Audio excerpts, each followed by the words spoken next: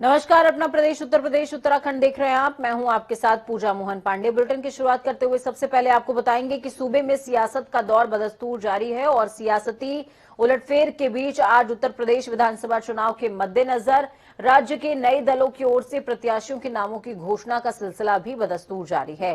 Samajwadi party ने आज 56 प्रत्याशियों की एक और सूची जारी कर दी। उत्तर प्रदेश विधानसभा चुनाव के चौथे और पांचवें चरणों के उम्मीदवारों की ये सूची है। इस लिस्ट में इटावा से लेकर आजमगढ़ सीट तक के लिए उम्मीदवारों की घोषणा की गई है। इसे मिलाकर सपा ने अब तक कुल 254 उम्मीदवार घोषित किए हैं। इस लिस्ट के मुताबिक दारा सिंह चौहान घोसी से चुनाव लड़ेंगे। आपको ये बता दें कि कुछ दिन पहले ही दारा सिंह बीजेपी छोड़कर सपा में शामिल हुए थे।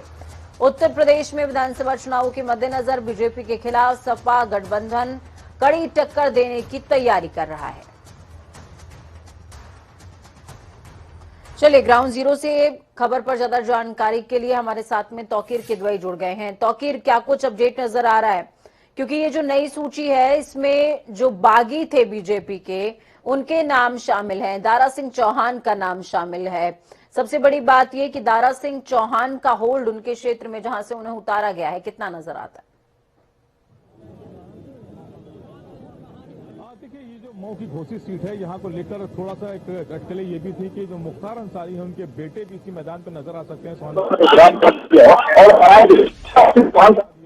और आज दारा सिंह चौहान का नाम यहाँ पे सामने आया है और उस पर जो लिस्ट आई है उसमें उनका नाम भी है।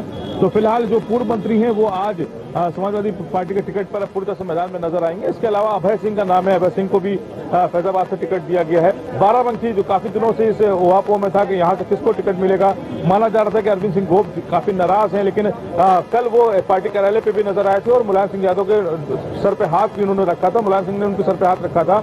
और आज जब लिस्ट जारी हुई तो अरविंद सिंह गोप का भी नाम शामिल है, उनको भी दरियाबाद से टिकट दिया गया है बाराबंकी के। और बाराबंकी की 3 और सीटें भी लिस्ट में शामिल है, जहां पर कुर्सी विधानसभा है, जहां से राकेश वर्मा, जो बेनी प्रसाद वर्मा जो केंद्रीय मंत्री रहे, उनके बेटे को टिकट दिया गया है। इसके अलावा SRS यादव के बेटे यादव जो कानपुर से उपचुनाव जीत कर आए थे, उनको एक बार फिर मैदान में उतारा गया, उनको टिकट दिया गया। तो ऐसे कई चेहरे हैं जो सपा से जुड़े रहे। समाजवादी पार्टी ने फिर से एक बार मौका दिया है चुनाव में मैदान में उतारने का।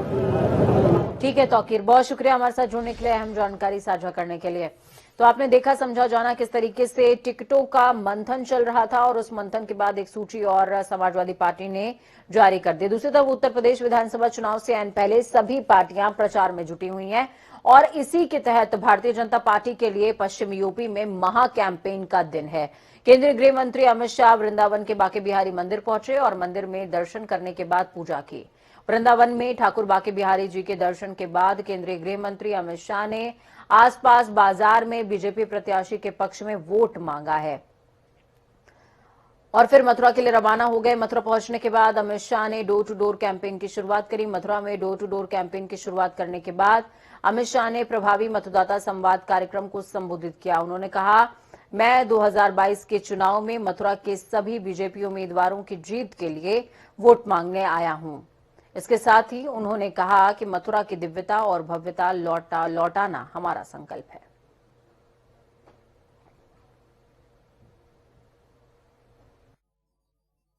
समग्र जनता को मैं 2 हाथ जोड़कर धन्यवाद करना चाहता हूं, क्योंकि चाहे चुनाव 14 का हो, 17 का हो, 22 का हो, व्रज के डिब्बे जब खुलते हैं सिर्फ कमल ही कमल दिखाई दे।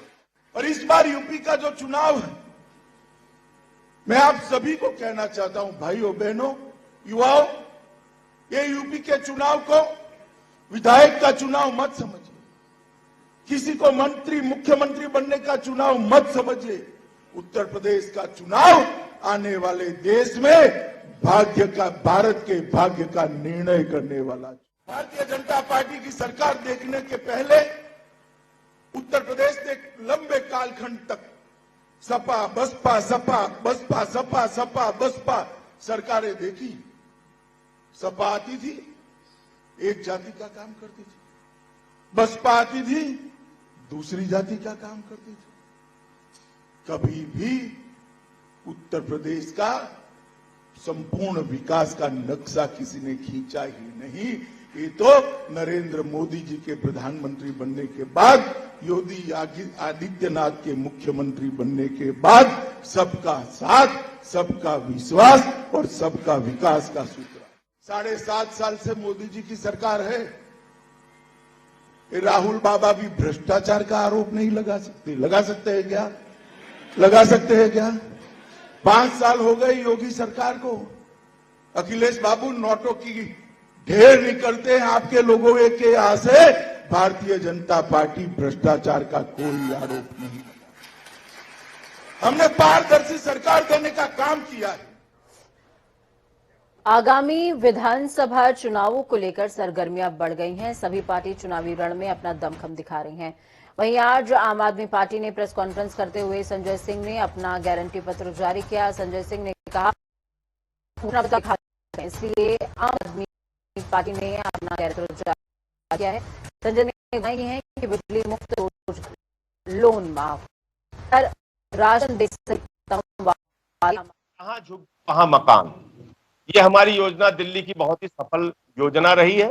तो जहां झुकी वहां मकान की योजना उत्तर प्रदेश में भी हम लोग लागू करेंगे, क्योंकि यहाँ पर लैंड भी सरकार के पास है, यहाँ जमीन खोजने की जरूरत नहीं है। और इसलिए हमारी सरकार यहाँ बनी, तो जहां झुकी वहां मकान की योजना को हम लोग लागू करेंगे। तीर्थ यात्रा योजना, आपने देखा होगा दिल्ली की सरकार ने अलग अलग स्थानों पे, अलग अलग धर्मों के आधार पे, जिसकी जहां आस्था है, हिंदू, मुसलमान, सिख, ईसाई, सबके लिए तीर्थ स्थानों के, बुजुर्गों के लिए तीर्थ स्थानों की यात्रा की योजना घोषित की। उसी तरह उत्तर प्रदेश में भी हम तीर्थ स्थानों के यात्राएं कराने की योजना लागू करेंगे और पर्यटन स्थलों का विकास करेंगे। ये हमारी सारी योजनाएं उत्तर प्रदेश को लेकर है। उत्तर प्रदेश में चुनाव जैसे नजदीक आ रहे हैं, पार्टियों का एक दूसरे पर हमला भी होता जा रहा है। राजनेता अपने विरोधियों को कटघरे में खड़ा करने का एक भी मौका नहीं छोड़ना चाहते। इसी बीच उत्तर प्रदेश के मुख्यमंत्री योगी आदित्यनाथ ने समाजवादी पार्टी के राष्ट्रीय अध्यक्ष को करारा हमला बोला है। दरअसल मुख्यमंत्री योगी आदित्यनाथ ने समाजवादी पार्टी के मुखिया अखिलेश यादव पर निशाना साधते हुए ट्वीट करते हुए कहा कि प्रदेश की पहचान अब दिव्य कुंभ और भव्य दीपोत्सव से है, वही रहेगी। प्रदेश की पहचान सैफई महोत्सव से को बनाने की लालसा रखने वाले अब इतिहास हैं और इतिहास रहेंगे।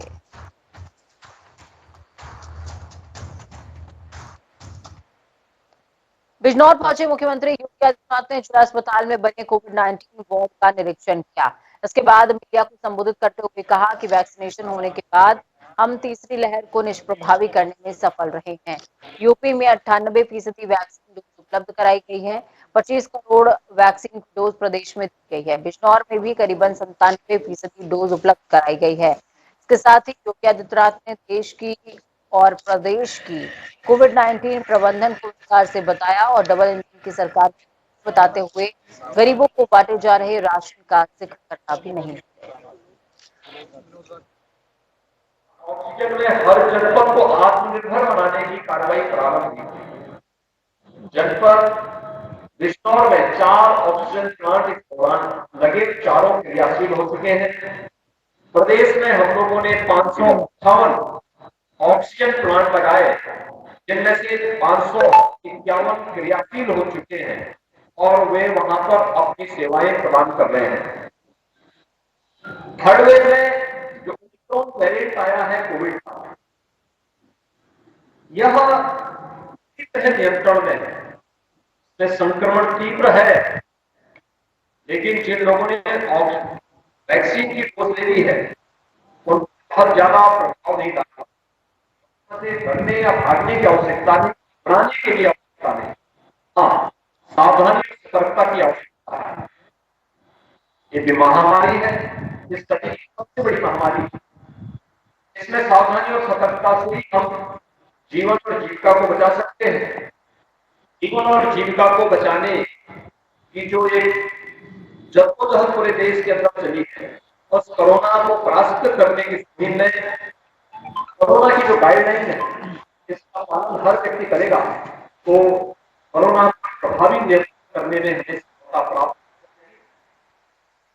मुजफ्फरनगर के खतौली में राष्ट्रीय लोकदल गठबंधन के कार्यकर्ताओं से संवाद करने पहुंचे रालोद चौधरी जयंत ने कहा कि देश प्रदेश में भाईचारे से दिक्कत है, वही नफरत फैला रहे हैं, लेकिन गठबंधन के कार्यकर्ता मजबूती के साथ अपने इरादों को कायम रखें ताकि देश और प्रदेश के किसान मजदूरों का शोषण और उन्हें कुचलने वाली सरकार को विदा किया जा सके। चौधरी जयंत सिंह ने कहा कि जो सरकार युवाओं को रोजगार नहीं दे सकती, वो लाठियां दे रही है। वहीं उन्होंने कहा कि दिल्ली में बैठकर बात करने वाले लोग किसान आंदोलन के समय कहां थे। किसानों के 700 से ज्यादा परिवार आंदोलन में प्रभावित हुए, कोई उनके आंसू पोंछने को नहीं आया। आज बीजेपी को किसान और अनुसूचित जाति के लोग याद आ रहे हैं।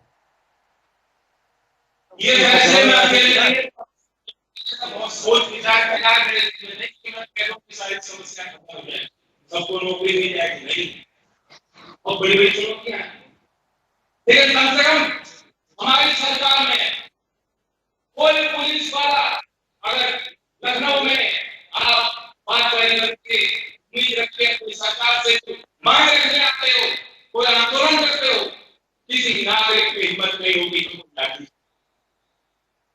यूपी के मुजफ्फरनगर में सपा के राष्ट्रीय अध्यक्ष अखिलेश यादव और राष्ट्रीय लोकदल अध्यक्ष जयंत चौधरी 28 जनवरी को यानी कि कल एक संयुक्त प्रेस कॉन्फ्रेंस को संबोधित करने वाले हैं। ये पीसी कल दोपहर 1 बजे होटल सोनी चेयर मुजफ्फरनगर में होने वाली है। जयंत और अखिलेश मुजफ्फरनगर में संयुक्त रूप से प्रेस कॉन्फ्रेंस करके हर सवाल का जवाब देंगे। आपको बता दें कि भारतीय जनता पार्टी ने राष्ट्रीय लोकदल के अध्यक्ष जयंत चौधरी को साथ आने का न्योता दिया था।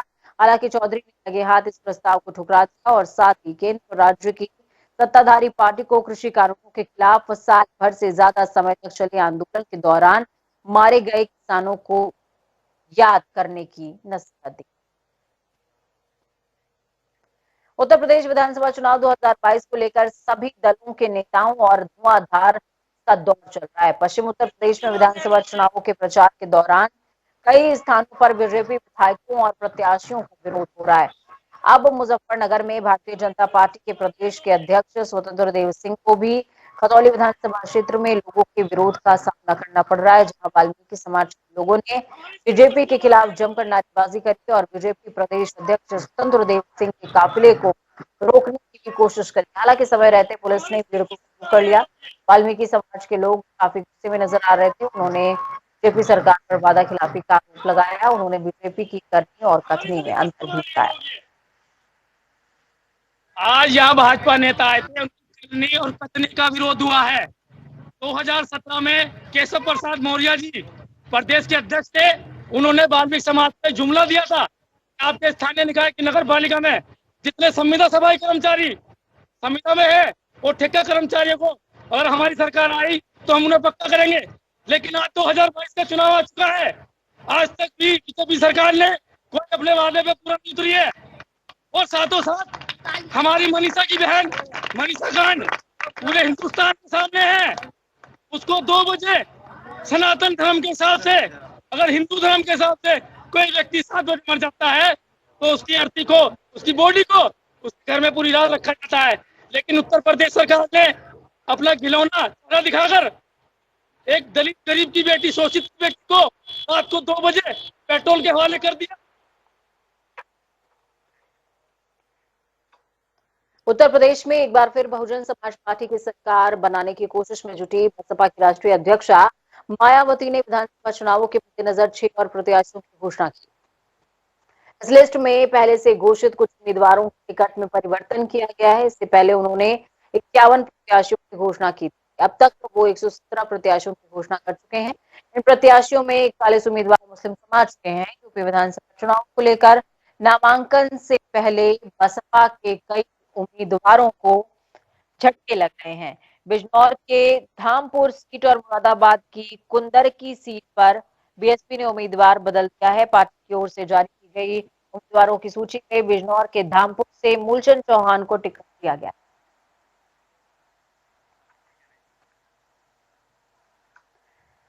आगामी चुनावों को देखते हुए बीजेपी के राष्ट्रीय अध्यक्ष जगत प्रकाश नड्डा कल यूपी में ही रहेंगे और कई संगठनात्मक बैठकें भी करेंगे। आपको बता दें कि जेपी नड्डा कल शाहजहांपुर पहुंचेंगे और बीजेपी कार्यालय में विधानसभा चुनाव प्रभारियों के साथ बैठक करने वाले हैं। दोपहर से शाहजहांपुर के गांधी सभागार टाउन हॉल में प्रभावी मतदाताओं के साथ संवाद करेंगे। जिले के अध्यक्ष युवराज कुशवाहा जी से मेरा मीडिया बहुत है। चलिए खबरों में आगे बढ़ते हैं, रुक देवभूमि का करते हैं। उत्तराखंड में चुनाव समीकरण को साधने के लिहाज से बीजेपी और कांग्रेस पार्टी में लगातार टूट फूट की सियासत सक्रिय हो गई है।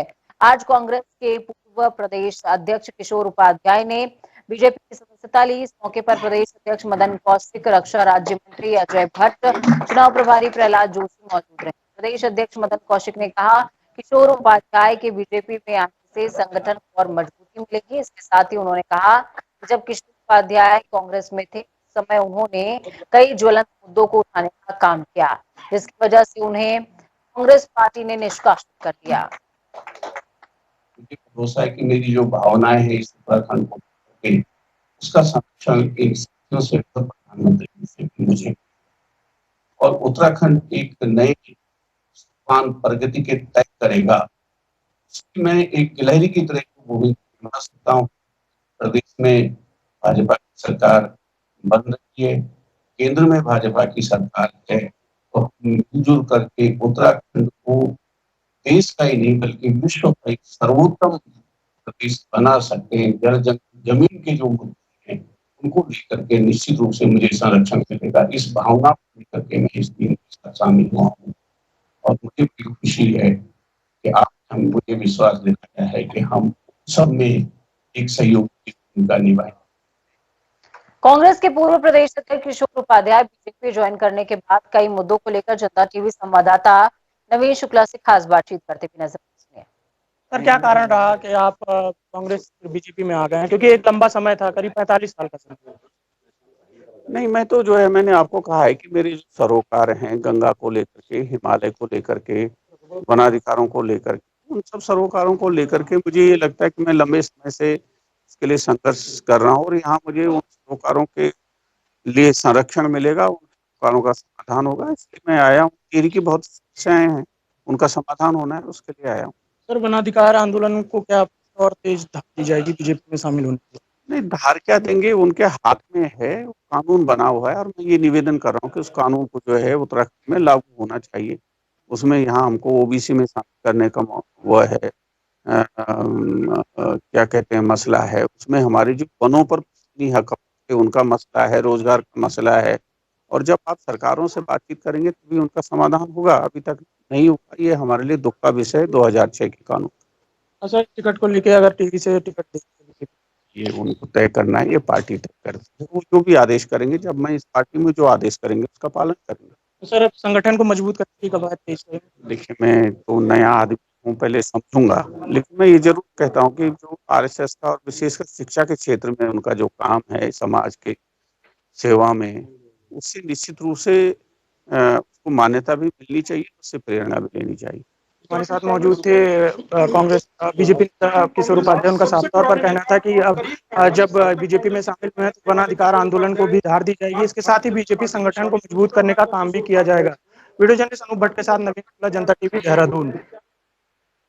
भाजपा के टिहरी विधायक धन सिंह ने कांग्रेस का दामन थाम लिया। किशोर उपाध्याय बीजेपी ज्वाइन करने के बाद टिकट पक्का होता देख बीजेपी विधायक धन सिंह नेगी ने पार्टी को अलविदा कह दिया है। पूर्व मुख्यमंत्री हरीश रावत ने बीजेपी विधायक का कांग्रेस में स्वागत किया। साथ ही हरीश रावत का कहना है कि उन्होंने धन सिंह नेगी के विकास का मॉडल देखा है, जिसके बाद कहा कि टिहरी के विकास को लेकर उनसे अच्छा शिल्पी नहीं मिल सकता। वहीं भाजपा छोड़ने वाले विधायक धन सिंह नेगी ने करोड़ों रुपए में बीजेपी पर टिहरी सीट का टिकट बेचने का आरोप लगाया।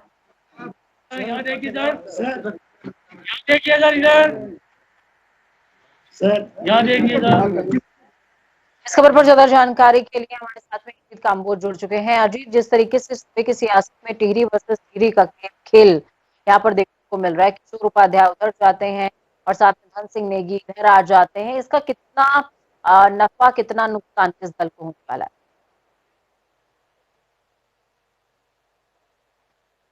बिल्कुल पूजा, अगर उत्तराखंड की बात की जाए तो पूरी सियासत टिहरी विधानसभा सीट पर आकर रुक गई है। कल नामांकन का अंतिम दिन है और अभी तक चाहे भाजपा की बात हो या फिर कांग्रेस की बात है, दोनों ही राजनीतिक दलों ने टिहरी सीट को लेकर अपने प्रत्याशियों के पत्ते नहीं खोले हैं। हालांकि लगभग तय हो चुका है कि टिहरी से भाजपा का प्रत्याशी कौन होगा और कांग्रेस का प्रत्याशी कौन होगा, लेकिन ऑफिशियल लेटर अभी तक जारी नहीं किया गया है। तिथियों को लेकर साफ है कि कल अंतिम दिन है, कल ही नामांकन होना है, तो उससे पहले दोनों ही बड़े दलों को अपने प्रत्याशी घोषित करने होंगे। लेकिन जिस तरह से किशोर उपाध्याय ने लंबे दिनों के बाद, लंबी अटकलों के बाद आज भाजपा को ज्वाइन कर लिया और सीधे वो टिहरी क्षेत्र के लिए रवाना भी हो चुके हैं, तो उनके भाजपा ज्वाइन करने के 1 घंटे बाद ही धन सिंह नेगी, जो मौजूदा भाजपा विधायक है टिहरी क्षेत्र से, उन्होंने कांग्रेस का दामन थाम लिया और साफ तौर पर भाजपा पर बड़ा आरोप लगाया है कि करोड़ों रुपए में टिहरी विधानसभा सीट का टिकट बेचा गया है। तो साफ है कि जो पूरी सियासत है अब टिहरी विधानसभा सीट पर केंद्रित हो चुकी है। एक बड़ी हॉट सीट इस वक्त की बन चुकी है टिहरी विधानसभा सीट। नवा स्थान की अगर बात की जाए तो भाजपा साफ तौर पर दावा कर रही है कि टिहरी सीट से वो बम्पर वोटों के साथ विजय होंगी, लेकिन उनका प्रत्याशी कौन होगा इसका खुलासा भी नहीं हुआ है। कांग्रेस की तरफ से भी लगातार अटकलें लग रही है कि धन सिंह नेगी ने उनका दामन थामा है, तो शायद धन सिंह नेगी उनके प्रत्याशी हो सकते हैं। लेकिन जो स्थानीय कार्यकर्ता है, चाहे भाजपा की बात हो या फिर कांग्रेस की बात हो, दोनों ही दलों के कार्यकर्ता अपनी अपनी तरफ से भी अटकलें और इस लगाने का बात काम से भी और कयास लगाया जा सकता है, क्योंकि हरीश रावत ने भी साफ तौर पर कहा कि धन सिंह नेगी से बेटर उनको शिल्पी नहीं मिल सकता है टिहरी के लिए।